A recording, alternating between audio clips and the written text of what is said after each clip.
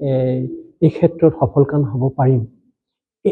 এইবাৰ এতিয়া 25 চনৰ যিখন আমাৰ কি বোলে ইণ্ডিয়ান জাৰ্নেল অফ দ্য ষ্টাডিজৰ তাত এটা প্ৰবন্ধ আহিছে হেৰিৰ পৰা, ম্যানমাৰৰ পৰা, যিজনে তেওঁলোকে কেনেকৈ পুৰণি ভাষাটো ম্যানমাৰত তেওঁলোকৰ টাই ভাষাটো নাইকিয়া কৰি বাৰ্মান ভাষাৰ প্ৰচলন আছে, চৰকাৰী বাৰ্মান ভাষা, কিন্তু টাই ভাষাৰ কি বুলি কয় সেইটো ভাষাটো, সেই ভাষাটোৰ প্ৰচলনৰ কাৰণে যিবিলাক অত্যাধুনিক প্ৰচেষ্টা হাতত লৈছে, চিনেমাৰ পৰা, নাটকৰ পৰা, গানৰ পৰা, নাচৰ পৰা, এইবিলাক যিটো প্ৰচেষ্টা হাতত লৈছে, সেই প্ৰচেষ্টাই আমিও যাতে ইয়াতে কৰিব পাৰোঁ তেনেকুৱা এটা ব্যৱস্থা আমি আশা কৰিম। আৰু আমাৰ বন্ধু বান্ধৱীসকলে, আমাৰ ছাত্ৰ ছাত্ৰীসকলে এই ক্ষেত্ৰত নিশ্চয় সহায় আগবাঢ়িব। আৰু আমি নিৰন্তৰ সাংবাদিক বন্ধু আপোনালোকসকলৰ লগত যোগাযোগ ৰাখিবলৈ চেষ্টা কৰিম। ধন্যবাদ।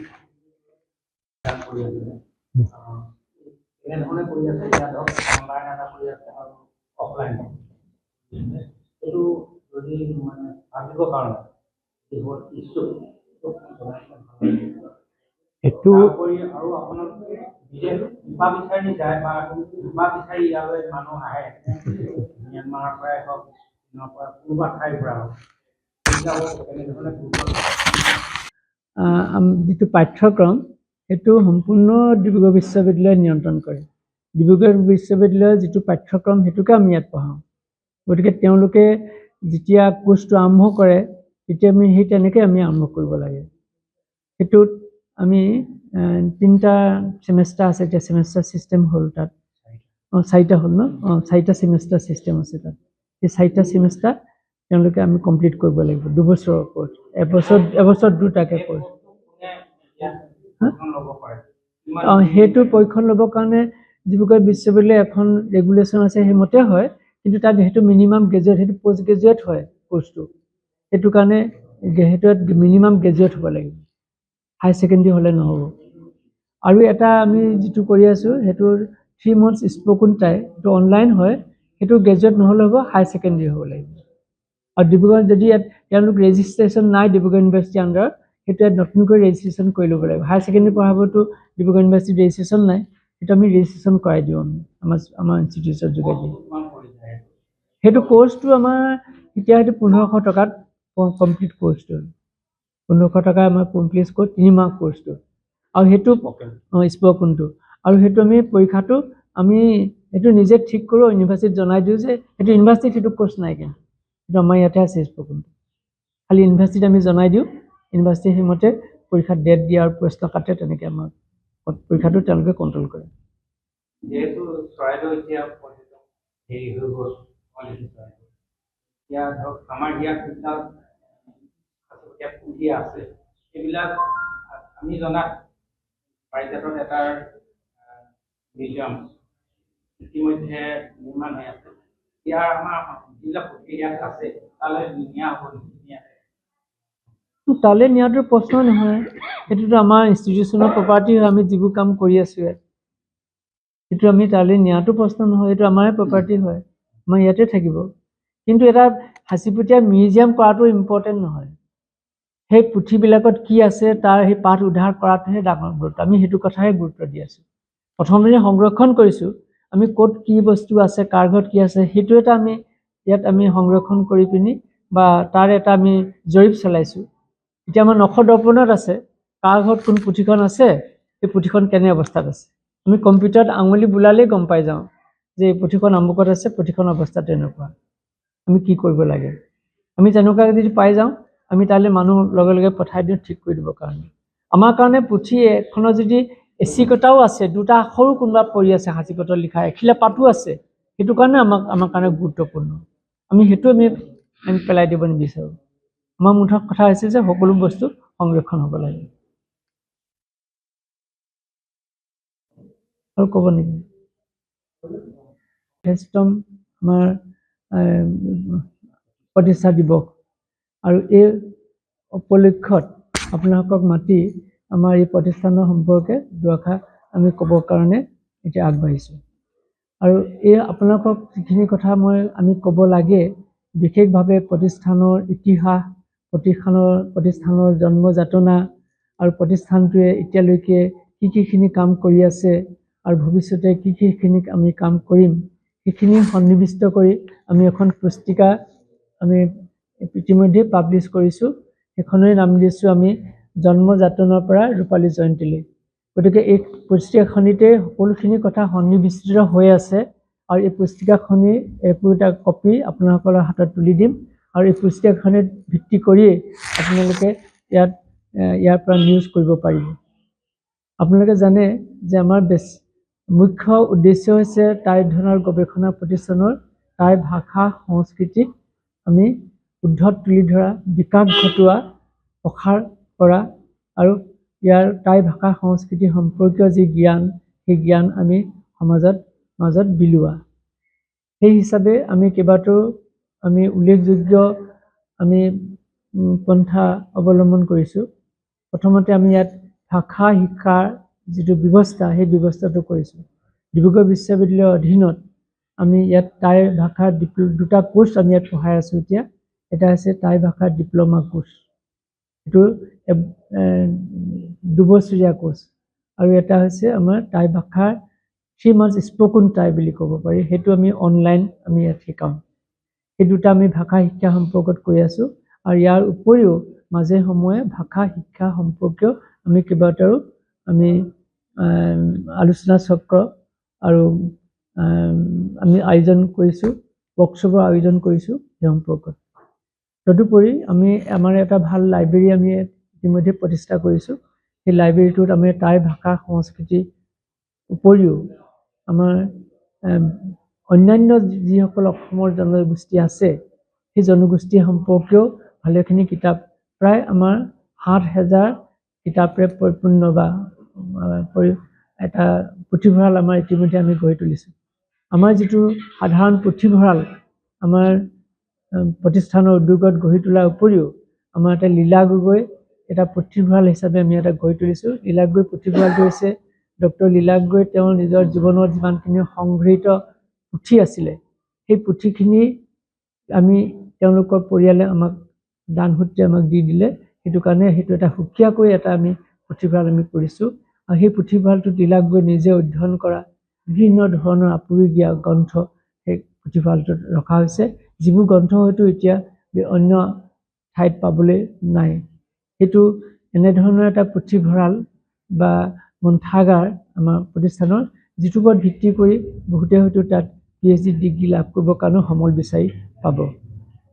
তাতোতকৈ গুৰুত্বপূৰ্ণ আন এটি দিশ হৈছে আমি এটা প্ৰতিষ্ঠানত আমি টাই পুথি সম্পৰ্কত পাণ্ডুলিপি সংৰক্ষণৰ ব্যৱস্থা কৰিছোঁ।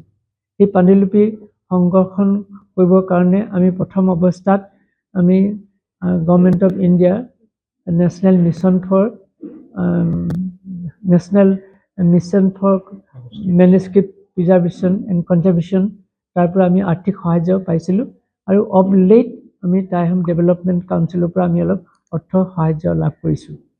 সেই পাণ্ডুলিপিখিনি বিশেষকৈ আমি প্ৰথম অৱস্থাত প্ৰায় 20,000 পাণ্ডুলিপি ডকুমেণ্ট কৰিছোঁ। ডকুমেণ্ট মানে সেই পাণ্ডুলিপিবিলাক কাৰ ঘৰত আছে, পুথিখনৰ নাম কি, পুথিখন দীঘল কি, বহল কিমান আৰু কিমানখিলা পেজ আছে, পুথিখনৰ ভিতৰত কি আছে, কোন শ্ৰেণীৰ পুথি এখন, সেইবিলাক আমি তালিকাভুক্ত কৰি ৰাখিছোঁ। আৰু শেহতীয়াকৈ আমি ডিজিটেলাইজ কৰিছোঁ। যিবিলাক মানুহৰ ঘৰত পুথিবিলাক আছে, সেই মানুহবিলাকে তেওঁলোকে সেই পুথিবিলাক ভালকৈ ৰাখিব পৰা নাই, তেওঁলোকৰ অৰ্থনৈতিক অৱস্থা ভাল নোহোৱাৰ কাৰণে তেওঁলোকৰ নিজৰ এটা আলমিৰা নাই। বহুতে ধোঁৱা চাঙটিৰ ওপৰত পুথিবিলাক ৰাখিছিলে, এতিয়াও ৰাখিছে পোক পৰুৱাৰ পৰা ৰক্ষা পাবৰ কাৰণে। সেইবিলাক আমি ধোঁৱা চাঙটিৰ পৰা নমাই আমাৰ যিটো মডাৰ্ণ যিখিনি আধুনিক পদ্ধতিয়ে কেনেকৈ পুথিবিলাক সংৰক্ষণ কৰিব পাৰি, সেইবিলাক আমি প্ৰয়োগ কৰি আমি ঘৰে ঘৰে গৈ সেইবিলাক আমি আধুনিক পদ্ধতিৰে তাৰ কনজাৰ্ভেশ্যনৰ ব্যৱস্থা কৰিছোঁ। সেইবিলাক চাফ চিকুণ কৰি ৰঙা কাপোৰ মেৰিয়াই আকৌ এচিড ফ্ৰী পেপাৰত এটা বাকচ বনাই সেইবিলাক থৈ আহিছোঁ আৰু থ'বৰ কাৰণেও আমি একোটা আমাৰ ষ্টিল মানে বাকচ আমি সেইবিলাকক দিছোঁ। এই ধৰণে আমি সংৰক্ষণৰ ব্যৱস্থাটো কৰি আছোঁ আৰু ডিজিটেলৰ যিটো প্ৰক্ৰিয়া আমাৰ ওচৰতে আছে, আমাৰ নেক্সট ৰুমটোতে আপুনি কেনেকৈ ডিজিটেলাইজ কৰিছোঁ আমি তাৰ নমুনা আমি দেখাব পাৰিম আৰু সেইটো ডিজিটেলাইজ কৰা যিটো তাত যিটো ৰিজাল্ট হয় সেইটো অৰিজিনেল পুথিখনতকৈ বহুত মানে স্পষ্ট তাত দেখি আছোঁ। এইখিনি কৰিছোঁ, কৰাৰ উপৰিও আমি যিবিলাক পাৰি কেইখনমান পুথি আমি তৰ্জমা কৰিছোঁ।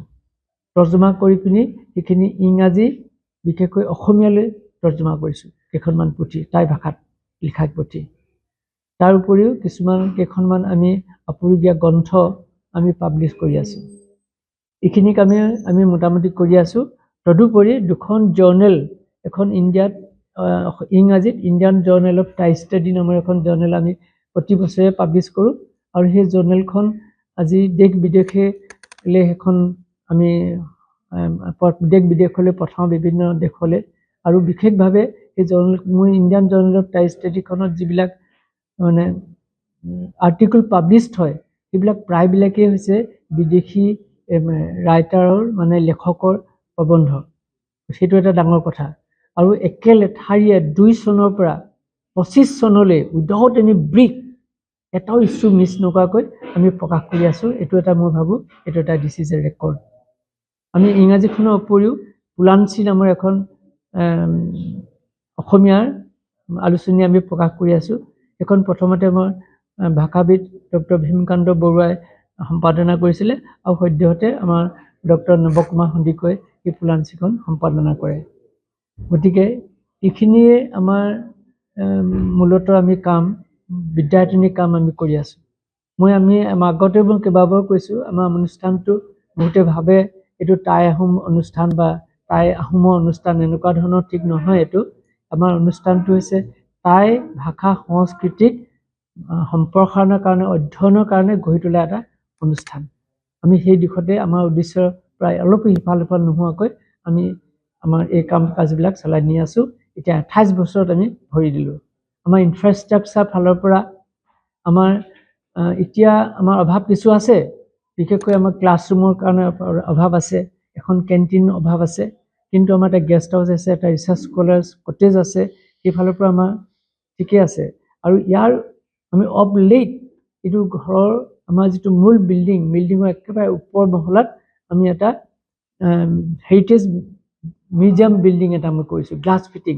কাৰণ গ্লাছ ফিটিঙে কৰিবলগীয়া এইটো কাৰণে হ'ল কাৰণ এই বিল্ডিঙৰ ওপৰত আৰু তাত ডাঙৰ পকা বিল্ডিং এটা খাৰা নহয়, মানে তেনে প্ৰভিজন নাই। গতিকে গ্লাছে বনাই এটা আমি হেৰিটেজ মিউজিয়াম কৰিছোঁ। গতিকে আমি মিউজিয়ামৰ এটা পৰিকল্পনা কৰিছোঁ ভৱিষ্যতৰ দিনত। আৰু সেই মিউজিয়ামটো যদি হৈ যায় তেতিয়া হয়তো সেইটো এটা আমাৰ এটা চ'ৰ্চ অফ এটা ইনকম হিচাপেও হ'ব পাৰে আগলৈ। এইখিনিয়ে আমি কাম কৰি আছোঁ থুলতে। আৰু আপোনালোকৰ যদি ইয়াৰ উপৰিও কিবা জানিব বিচাৰে সুধিব পাৰে। আৰু আপোনাৰ এই বুকলেটখন মই আপোনাক কৰিছোঁ, এইখনৰ পৰাই আপোনালোকে বিভিন্ন ধৰণৰ ইনফৰ্মেশ্যনবোৰ ইয়াৰ পৰা সংগ্ৰহ কৰিব পাৰিব। ডক্টৰ সন্দিকৈ ডকুমেণ্ট আছে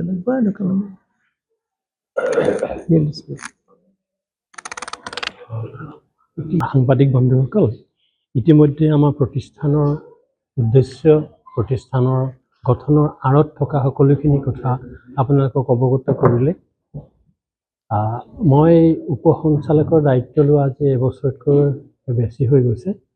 আৰু প্ৰথম অৱস্থাত আছিলোঁ, কিন্তু মাজতে মই প্ৰায় 10-15 বছৰমান ধৰি নাছিলোঁ ইয়াৰ লগত।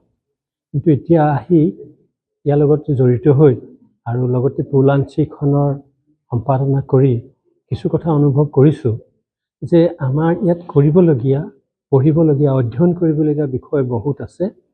বিশেষকৈ প্ৰাচীন পুথিসমূহ সংৰক্ষণৰ ব্যৱস্থা যিটো ইতিমধ্যে আমাৰ অনুষ্ঠানৰ তৰফৰ পৰা লোৱা হৈছে, সেইবিলাক সংগ্ৰহ কৰাৰ উপৰিও সেইবিলাকৰ পাঠোদ্ধাৰ কৰাটো এতিয়া আমাৰ অকণমান কষ্টকৰ কাম হৈ আছে। যিকোনো খবৰৰ বাবে যোগাযোগ কৰক আমাৰ এই নম্বৰত 9181 307 2221।